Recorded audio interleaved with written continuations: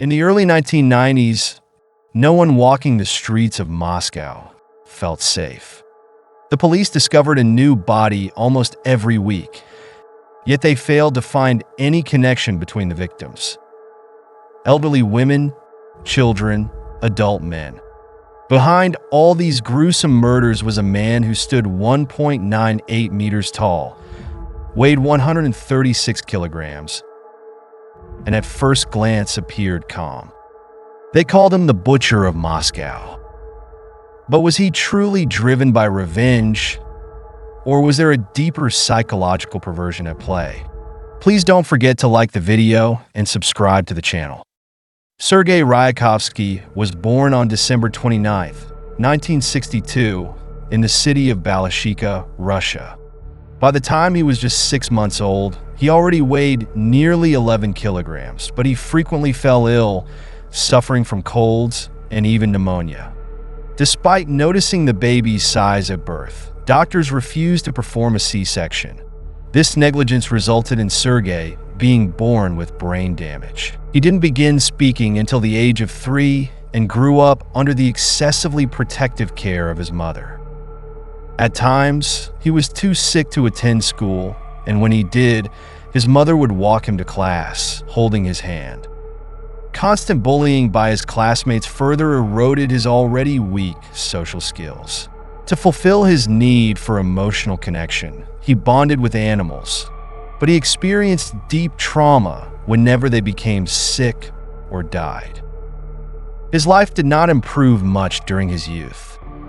He started working as an electrician but soon quit his job, relying entirely on his family's pension. His lack of social skills and aggressive demeanor led to even short-lived relationships ending quickly.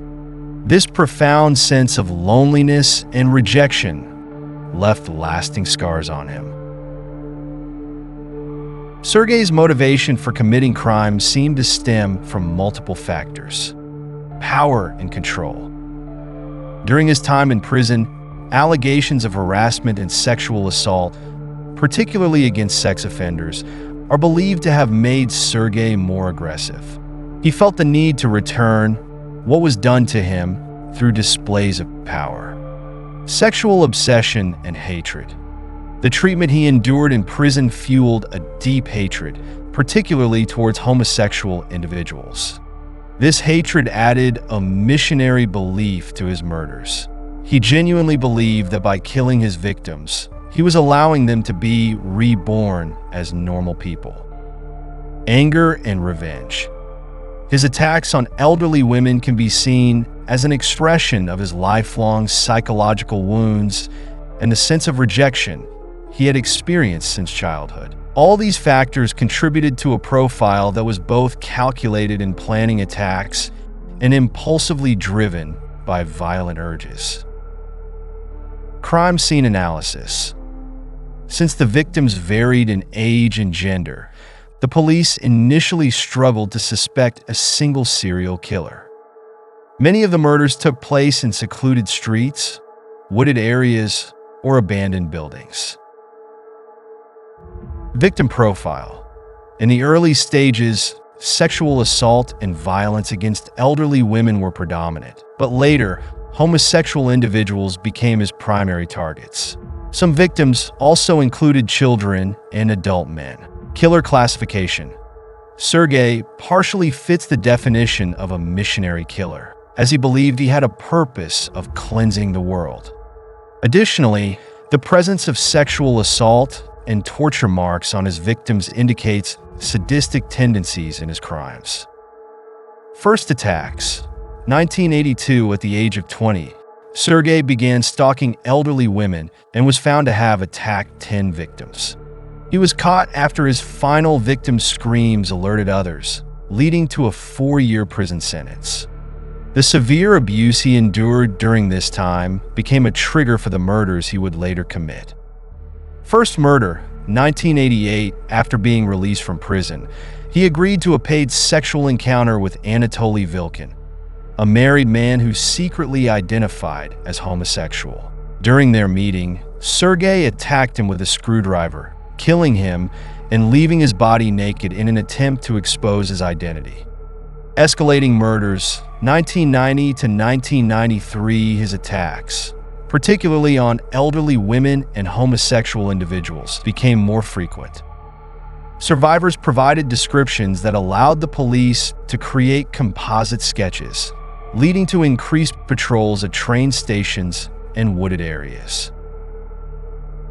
Capture, 1993, after attacking a woman named Olga Shuko, police discovered that Sergei had prepared a rope inside an abandoned stable, indicating plans for another crime. Officers set up an ambush at the location. When Sergei returned, a policeman tried to approach him, but Sergei sensed the danger and attempted to flee. Due to his enormous size, officers found it impossible to handcuff him, forcing them to draw their weapons. Sergei Ryakhovsky was convicted of 18 murders. Although prosecutors initially sought the death penalty, he was sentenced to life in prison after Russia abolished capital punishment in 1996. He remained in a maximum security prison until 2007, when he died of tuberculosis that same year.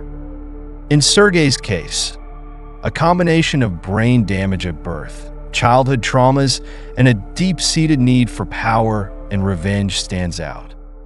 Once again, the question arises, are killers born, or are they shaped by their environment? The Ryakhovsky case demonstrates that it wasn't just a single trauma or psychological disorder that led him down this path, but rather a complex interplay of multiple factors that ultimately turned him into a monstrous serial killer. This story serves as a grim reminder that other criminals with similar profiles may exist, emphasizing the critical importance of early detection and proper rehabilitation in preventing such tragedies.